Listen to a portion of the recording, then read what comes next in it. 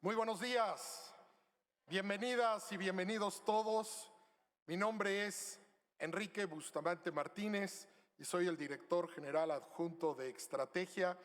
Y bueno, pues es para mí un privilegio el poderles dar la más cordial bienvenida a este segundo día de los trabajos del Women Economic Forum Global 2025 aquí desde la Ciudad de México. En el mundo, los mexicanos nos caracterizamos por nuestra cálida anfitrionía. Y quiero que el día de hoy, a nombre de Michelle Ferrari, nuestra presidenta de WEF, de todo el comité y el consejo asesor y las empresas aliadas, le podemos brindar un fuerte aplauso a todas las mujeres y amigos que el día de hoy nos acompañan en este foro desde las diversas delegaciones, y desde aquí les damos una cordial bienvenida también a todas las personas que nos siguen en esta transmisión de internet. Bienvenidos.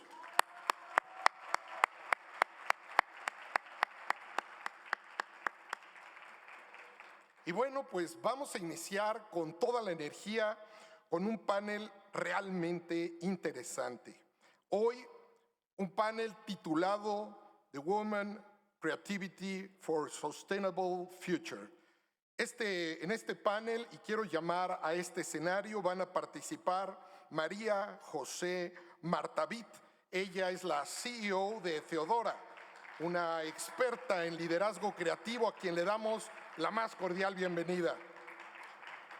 De la misma forma, quiero llamar a este escenario a Shubhi, fundadora y presidenta ejecutiva de Shubhi, impulsora de inteligencia emocional en los negocios. Shubhi, you're very welcome. Y este panel estará moderado por Mónica Peraza, fundadora y presidenta ejecutiva de Just, referente de liderazgo con propósito. Este panel nos invita a repensar la creatividad como un gran motor de cambio. Así que damos inicio. Buenos días.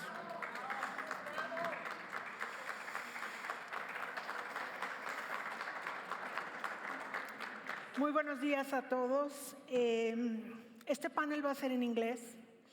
Shubhi viene desde Estados Unidos. María José viene desde Chile. Y vamos a hablar de inteligencia artificial. Yo sé que inteligencia artificial es un tema bastante seco, pero hoy van a descubrir la inteligencia artificial y el género, cómo están posicionados y cómo podemos hacer lo mejor de la inteligencia artificial. Entonces, a partir de ahorita, nos vamos en inglés. Good morning, María José. Good morning, Shubhi. Thank you so much for being here. We're very excited to talk about AI, what you've accomplished, the benefits and the challenges that we're seeing of that. So my first question, Shubhi, is you're the founder and CEO of UpLevel, and I want you to share with us what was the road that led you to build UpLevel? Thank you, Monica, and good morning to all of you early birds that have very bravely shown up this morning. So an honor and a pleasure to be at this forum. And really excited to share the panel with Maria Jose as well, and of course, the wonderful Monica, who really has introduced me to a whole new world here. But now to answer your question, it's been a journey. A journey in many ways that probably started 30 years ago or so, but didn't quite realize that this was the third chapter in my life. About 10 years ago or so, I was at Google, and my primary job really was managing our $120 billion portfolio. But of course, there was always the technologist in me, so I ended up doing quite a few projects in the technology space around fintech. And in building these fintech products, of course, very data-driven, and I got back into the world of being very immersed in data and trying to think about data for these particular applications. But at the same time, from an investment perspective, I saw that there was a step change in where we were trying to make our investments. And significant investments started to go internally into AI applications as well as externally. And at the same time, simultaneously, as I was building AI-based fintech products for internal use, it was just a random thought one afternoon going, wow, it seems like the future is going to be AI. And this was 10 years ago, very vague, very foggy sense of what that could be. But I also started to recognize how important data was, because it was excruciatingly painful to source the data, clean the data, get the data ready for those applications.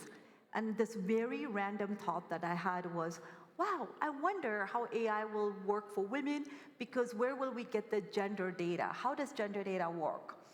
And so to my surprise, for somebody who was in that world of Silicon Valley, I realized that such a thing doesn't exist. Gender data doesn't exist.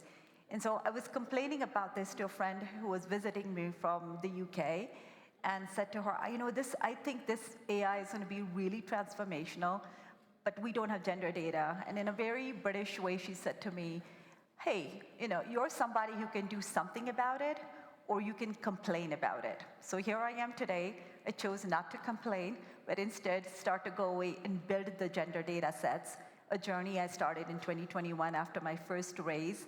And today, UpLevel is a platform powered by gender data. Wonderful story. And Maria Jose, you're the founder and CEO of Theodora, and you've also had a quite unique journey to get there. Can you please share with us what you went through to be able to build Theodora? Absolutely. I am so proud to be here. Thank you for the invitation. And the journey is very different, but the ending is similar. I am a lawyer. I worked 15 years as a lawyer, working in litigation, so very far aware of AI, of technology.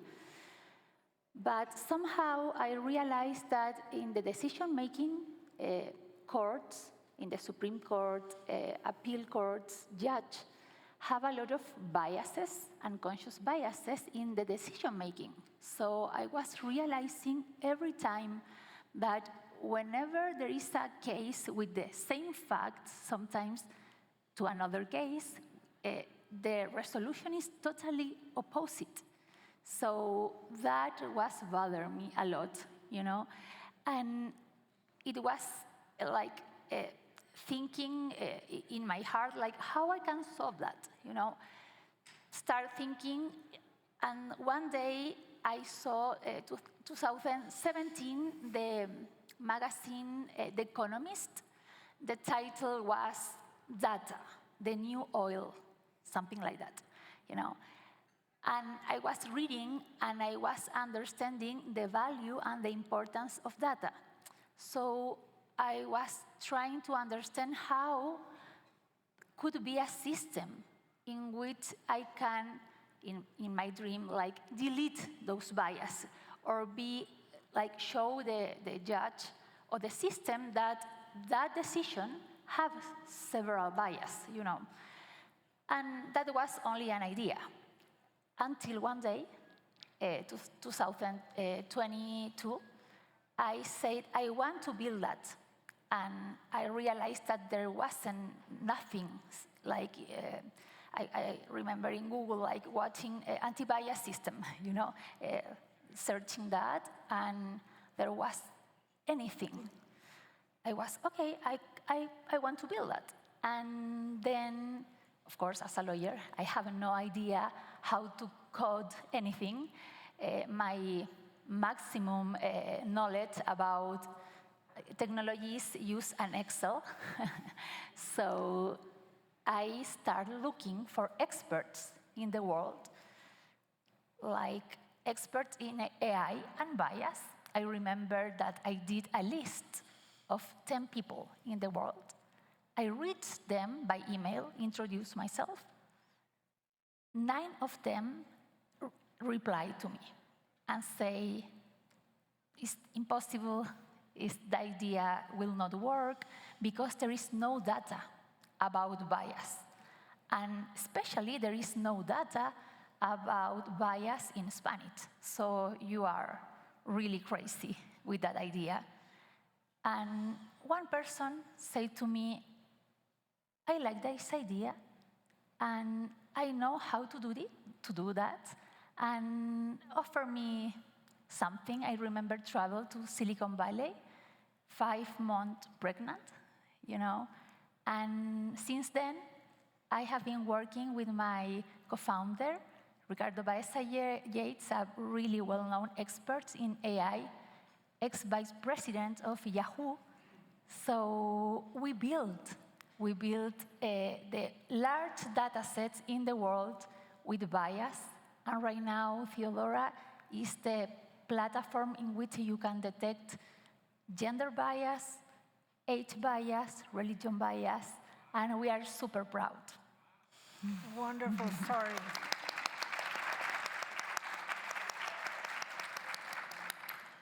So, Shubhi, now I would love for you to share with us who is up-level serving, what are the problems that you're trying to solve, and really, what is the core of up-level? So if we take a step back and think about the construct of the world we live in, right or wrong, over the centuries, it has been formulated by the men.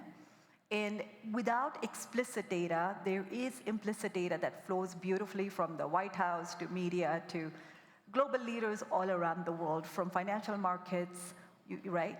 And so in order to reconstruct a world that in some ways works for both men and women, and we really think about power and money, we need to figure out how to bring an ecosystem together. And that has been my dream and my vision, is that to build a platform that is powered by sort of the gender being female forward, but also brings the women that are, and this is a very good example where we are today. Let's use Women's Economic Forum as to what it's doing, which has a vision, has goals, wanting to bring all of us together. But then we come in together and then we disperse. And how do you maintain that continuum? Organizations all around the world, corporates do this, healthcare does this, for-profit women's organizations, nonprofits, they're bringing women together around health, wealth, career, sports, right? So many different facets of our life, but it's fragmented, very fragmented. And so we want to be the technology partner that's stay in our lane, be our technology partner, to really help accelerate the agenda of these women's organizations. And these women's organizations, by the way, could also be organizations that are serving their women clients, women suppliers, women fans, women members, right? So women employees. So there are so many different ways women are convening together, but unfortunately, it's a story of fragmentation. And so we want a platform that we can, in my dream world, bring all these organizations together where they can have their own digital spaces, but these digital spaces can also collaborate with each other. And so our technology is also based on something that we call multi-tenancy platform. So it's not a singular platform, which is what you typically see where you get billions of eyeballs coming in. We actually want to respect the digital platform that each one needs, but can also collaborate if they choose to do so. Wonderful. Maria Jose, I also want to know what Theodora does. Who does it serve, and what is the core of Theodora? Okay. We are right now working with several corporations, mostly big ones. The idea is that we say we are making visible what is invisible. And the invisible are the biases in the hiring process, the biases in when you decide to fire someone, the bias in the credit score, bias everywhere. So we are working with, as I say, big companies that are aware of this problem and want to work to solve that. And also there is a part of Theodora working in advertising. advertising is a big part of the system, the culture. So having advertising with stereotypes is bad for society. So highlight that and correct sometimes that things are really good for that company specifically and also for all of us. And finally, we are working with Hollywood producers. Right now it's crazy. And we are working with the scripts of the movies. Actually, there is Mexico helped us a lot with this movie, Emilia Perez, do you remember? Mm-hmm. Which was really, really complicated, especially because the director says in a really important interview that he picks Spanish as a main language of the movie because it is the language of the poor and the immigrant. And that created a collapse in the movie. They lost a lot of awards, and it was complicated. So after that backlash of that movie, some movie producers start picking or asking for help to Theodora to review the scripts, to review even the titles of the movies. So this is the kind of companies that we are working on, and it's like bias are everywhere, so we can work with everybody. Wonderful story. I didn't know you were doing movies too. Yes. So Shubhi, I consider you one of the most important voices of gender in AI. Not only because the three of us have been growing our companies kind of at the same time, we're all going fully into AI, but you're the only engineer among us. So I want to ask you, how does gender become a priority in AI? Gender, when you think about gender, it's not that easy, right? Like with law, you can look at the domain of law and you can say, okay, we can build a knowledge layer, like Harvey AI in the United States is a good example to look at, where you can say, I'm going to go away and get everything around law, around litigation, contracts, etc., and that it's contained. Gender can be so vast. But what we have chosen to do is, as we're building these gender data sets, really focus on issues and challenges that women have. So women in career, right? We have our own unique set of issues there as we try to grow our careers and develop ourselves. Women and money. So why is that unique and different from men? Because we tend to live longer. Having said that, we'd also make 82 cents on the dollar, and we also tend to be more sicker and need more health care towards the back end of our lives. So as a result, our savings, our investment profile needs to be different, and our financial well-being needs to be different. Women in sports, growing, definitely, and it's at least in the US, and we're seeing this even globally, soccer or football for women is a growing field. Same for basketball and hockey. Having said that, the pay equity lags. Why does it lag? Because it doesn't get the same level of advertisers or brand money. So how do you change this whole space, right? So that's another area. Women's healthcare.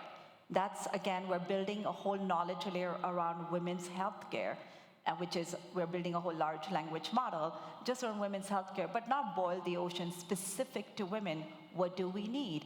Well, contraception, reproductive rights, fertility, menopause, right? All of those are unique to women's issues. So that is really how we are specifically looking at gender and AI to address those challenges before we take on the rest.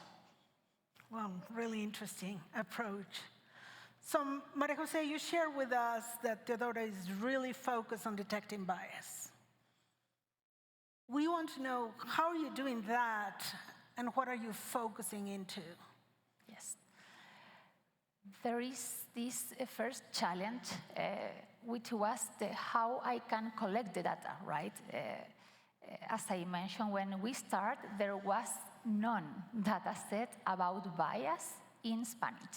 And there was like one in English, very small, very narrow. So we start hiring annotators. These are people who are like teaching the technology. This is a dog, this is a cat. In this case, this is a gender bias, this is a age bias. You know, very highly educated people, experts, PhDs, experts in each bias, you know. We did that, and then we say, this is too expensive. we will not be able to continue, and also we will finish like in 2050 with the first data set.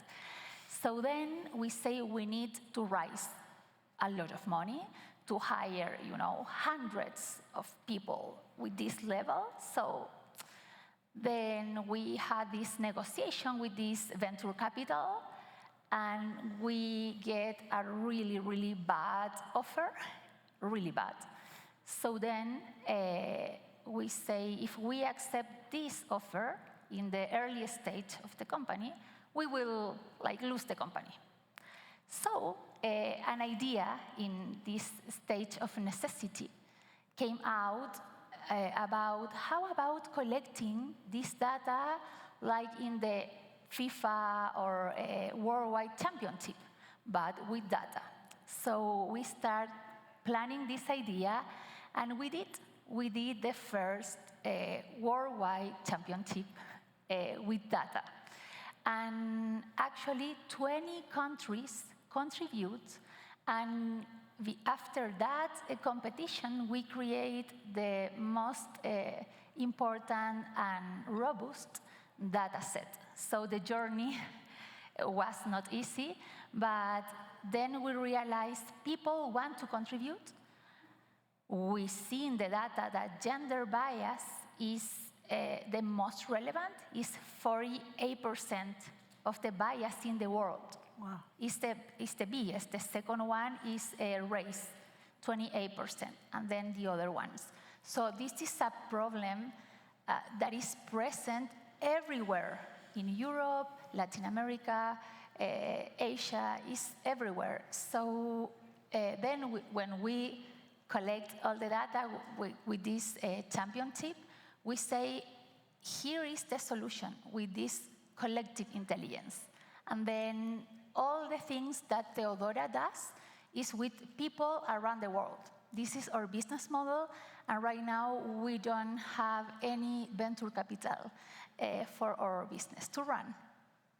So that was innovation at its best. Yes. And wasn't it true that Mexico won the second prize Yes. of the World Championship? Yes, this is Mexico won the second place of the Worldwide Championship, so congratulations to Mexico. And yes, last year we had this ceremony in Mexico, actually having this award, Microsoft and AWS were the sponsor of this competition. And the people who won are really, it was a great team, people from the Technological of Monterrey, and highly educated and great people who believe in this thing. And you're launching another contest. Oh, yes. Can you share with us about that one? Yes, because we understand that the power of collaboration is the only solution to fix these problems. This is not a technological problem. We have the algorithms, we have the technology, the clouds, but this is a human problem. So we need a lot of people working with us, different perspective. And then when we solve the anti-bias problem with technology, and we are able to detect bias and also correct the bias, or system correct and provide the recommendations. We say, okay, this is text, but how about videos? How about images and everything else?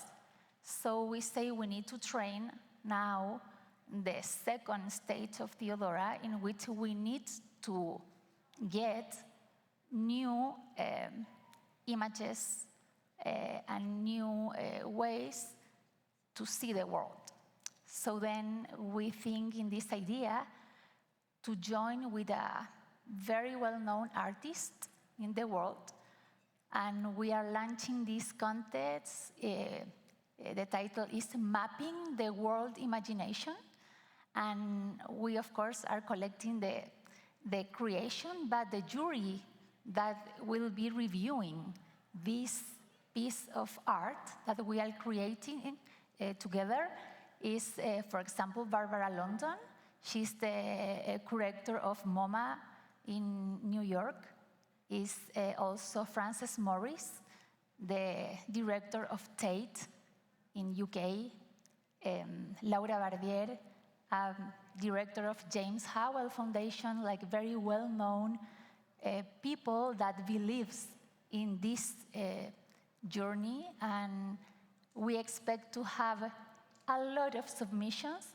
So we have also the help of Microsoft in this contest, and it's beautiful how when you join different perspective, in this case legal, technological, artists together, you can build very unique things. Wonderful. Shubhi, I want to ask you, how do women become more AI and digital savvy now? Most people, when they think AI or digital, feel like it's STEM, right? Science, technology, engineering, math. And we know less than 20-25% of women pursue STEM. But I don't think we necessarily have to equate AI to STEM. I mean, there are some of us who went to school for it, practice it, work it, right? But that doesn't mean that we all, in some ways, are becoming more AI savvy because we use Spotify, we use Instagram, we use Netflix, right? So we are living in this AI world. So the journey can be just really small. It could be just testing, learning, growing around the everyday tools, right? But it doesn't mean that you have to go right away and take a Google course on AI. It doesn't mean that you have, that feels very overwhelming and almost a hurdle to our learning. So what I think, in my mind, is just making a very concerted effort to at least, the very fact that you showed up here this morning, this curiosity in it, so start the journey slowly, bite by bite by bite is what we tell. We actually have a Future Forward Accelerator designed to teach women AI and digital acumen, and we do exactly that. Baby steps, really baby steps, recognizing that AI is all around you. I also believe that you do not, in a corporate, have to go and be part of the big AI team that's doing the transformation, but ask the questions specifically around where are we getting the data sets? How are these data sets being sourced? What is the process for cleansing those data sets?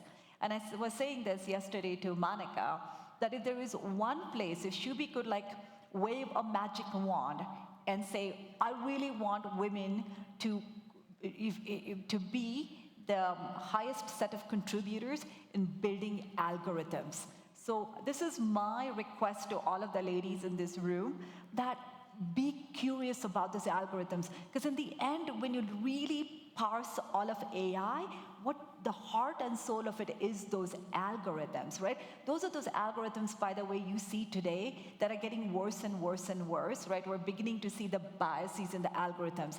And we can talk about why we have those biases in the algorithms, but nevertheless, imagine if women were the ones designing those algorithms. So it doesn't mean you have to be the coders. It doesn't mean you have to be the AI engineer. You just have to ask those questions. How is this algorithm working? Who is this serving for? How are we really making sure there are no biases? You know, there are so many questions. Just be curious. But that would be my ask, is if there's one area to focus on, if we really want to move the needle in the world and join women like Maria who are really trying to fix that, is fix it at the source, right? If we fixed it, like I would love to work with Maria, and I'm not saying we have no biases in our data, but we started from the day one to make sure there were no biases. I'm not saying we don't have any, but hopefully should be fewer than what we see today. So that was what I would say to all of you is start slowly, learn a bit more about the space, but focus on how you can be part of those algorithms. Thank you. You know, I see AI, I compare it to health. Yeah. Now, when I read that all these medicines and treatments were done based on men, because women were very unstable because they had periods, so their hormones were up and down. So they didn't test them, they test men. And then they were like, okay, men were weighing between so-and-so kilograms and women so-and-so, we're just going to adjust it. Where in the real world, we're totally different inside from men. Yeah. So I see AI very much like that. It's being built. And my question to you, Shubhi, is what is the dominant business model for AI today? And what is the better business model if it has to serve women? Yeah. So AI has been around for almost better part of 50 years, but it really entered the consumer space right in the early 2000s through large tech companies. And whether you look at it's Facebook or it's TikTok or it's Instagram, any of these products, the underlying monetization playbook is almost identical, which is let's build a big platform, bring billions and billions of eyeballs into that platform, and then you get it for free, but guess what the trade is? I'm going to extract your data, right? And then the data gets exploited. And then from there, you build these algorithms because you want those eyeballs to be engaged, because that is a really important metric to track is time in app. And so we'll come to the algorithms here in a second. But then you take all of that data, and who are you slave to? To the advertisers. You're competing for those ad budgets. That's what you're trying to do, right? And that has been the model now for the last good part of 20 plus years. The algorithms, though, are getting now, because of, obviously, the competition of whether it's now you have TikTok and you have Instagram Reels and then you have YouTube, right? So it's also becoming, think about it, if you're the ad, I'm glad I'm not in that role, but if you're an ad leader, you are trying to figure out how best to spend my budget, where am I going to get that ROI from? So what do you need to do? You need to have algorithms on your platform that keep people. But what keeps people on the platform is so sad. It's not The Economist magazine or something like that. It's violence, it's sexualization of women, it's misogyny, it's narcissism, right? Those are the kind of things, unfortunately, that keeps the engagement high. So what do you think the algorithms are going to do? They over-index, right? And they get overweighted on that kind of content because it, in the end, is all about dollars and cents. Having said all this, I don't think all of that sounds great for women, does it? None of us are raising our hand going, yay, that's the algorithm I want. So the algorithms we need to build have to be algorithms that really serve and allow women to thrive. And I'm not saying, by the way, what OpenAI did for the world is not amazing, because I think that breakthrough, especially on the computational models, incredible. They also had to use all of the internet to train those algorithms, right? So fair enough. Now the algorithm is a reflection of our society. What does our society reflect? Our society reflects that majority of the content on the platforms is Western-centric and it's male-skewed. So voices in LATAM, Asia, Africa, either are missing or are absent. And then within that, when you look at voices of women, well, probably doesn't exist, right? So we really have to be very intentional to go away and build these gender data sets, build those bias engines so that it can truly serve women. And that, I think, is not something that I think my colleagues or my tech bros in the Silicon Valley are rolling out of bed this morning going, gee, I really wonder how we should build a tech platform that serves women. Yeah, I don't think it's their core focus right now. So the three of us have built companies in the last years. The three of us had to focus on creating our own data. And the three of us are very focused on gender. The beauty of this conversation is, Shubhi, you're focused on executive women. You have that top of the pyramid. Theodora is doing the middle of the pyramid. At Just, we build an application for artisan women in the Global South to enable them to cost products, sell products to international markets, integrate into payment platforms. And we're about to build a fully AI app. But all the data that we're inputting into the app is our data because it's non-existent, like you were saying. So the lessons of having built a company, and we were talking about that, Maria Jose, you need to build it to a certain level that when you go and raise money, they don't dilute you tremendously. The lessons of having male partners, supporters, investors has been critical to the three of us. The three of us have raised significant amount of money. I don't know how many women investors you have or how many you have. I have 0 women investors. All of my investors are men. I've raised quite a bit of money. So the lessons of walking this path for each one of you, what do you want to share with everyone? There might be some entrepreneurs in the room. There might be some people that want to build tech companies. And what are you thinking about it?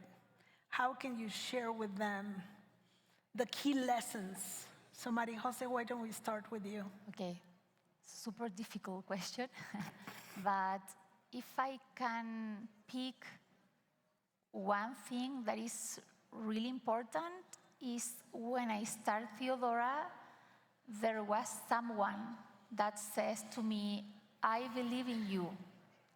Let's do this together. And that was Ricardo Baeza-Yates. Without him, because I wasn't have any knowledge about AI, I couldn't be built this. And also my family. You know, my husband, we sell properties, we use all the savings of the family. And he asked me, are you sure that this will work? And I say, I'm not sure, but we will try. And he trusts me. And this is about trust. When one person feels that others trust in that you are building, then the power of, life helps and things happens anyway. Thank you. This is really the big thing I can share to you. You had your champion, yes. And how about you, Shubhi?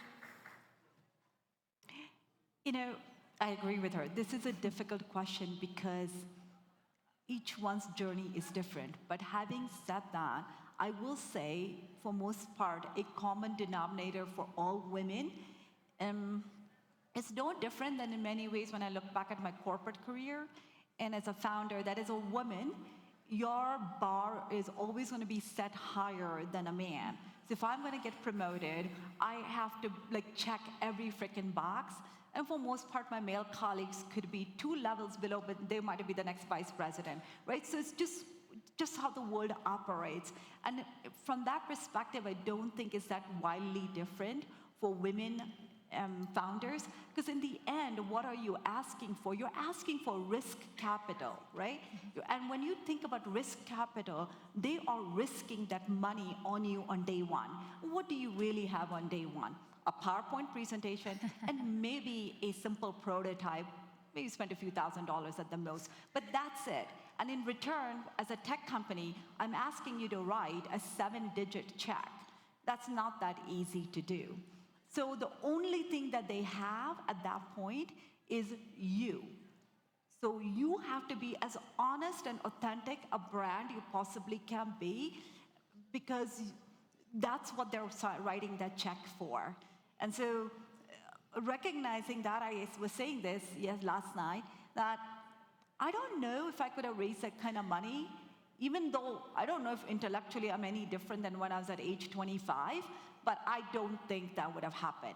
But my white bros, 25-year-olds in the Valley, get funded millions of dollars every single day. But I'm not sure as a brown girl, I would have gotten that. So why did, when you look at the risk capital, why were people willing to put the risk capital behind me? Because I sort of moved a little bit from a de-risking perspective. They could de-risk that in their mind because I had a track record, I had a reputation, they looked me up on LinkedIn, looks okay, And so those are the things that matter, and I think that's something that I would say to every woman entrepreneur. Really, really look at yourself as to, can they trust you? Because at that point, there's only one single currency that stands between you and them, and that is trust. And if there is even the slightest hesitation on the trust front, they're not going to write that check, especially when you're building a tech platform and you really need to raise millions. So true, so true. One of our biggest investors says, well, there is a saying that when they invest money, it's 85% on the entrepreneur. Yeah. And he says, no, 110% of the money I've invested, and it's over a 7-figure check, is like, it's you. Right. I trust you. I know your vision. I believe in your vision. So it's like, bring them on. But you were saying yesterday, it's easier that we are more mature women with an experience that for a younger woman. And kudos to you for Theodora. You're doing amazing. And no, that's because they have a tangible track record they can go look at. Right? In the end, it is that black and white, right? They can, because it diligence the heck out of you. Don't kid yourself that there is not a lot of back channeling happen. Nobody's going to write you. There's a ton of back channeling happen. And if there is even one thing that they're like, I don't know, then it's not going to happen, right? So you really it's so sad, but so true that bar is so high for us. It's almost like you need to lead a freaking pristine life to be able to check all those boxes. Wonderful. Thank you, Maria Jose. Thank you, Theodora. And for everyone, don't wait to become experts to really do something. We were not experts in AI, and we had to become experts in AI to make a difference in the world and to make sure gender is up front and center. Thank you very much. Thank you. Qué tema tan importante, ya lo escuchamos, esta transformación que está generando la inteligencia artificial. Y bueno, pues vamos a pedirle a Michelle Ferrari que por favor nos acompañe para hacer la foto de recuerdo de este panel. Claro. Y las acompañamos con un fuerte aplauso.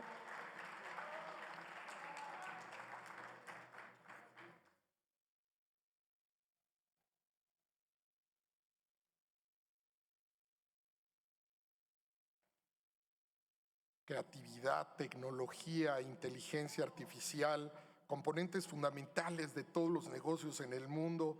Qué bueno que sea parte del análisis, de la reflexión de esta mañana aquí en el Women Economic Forum Global 2025.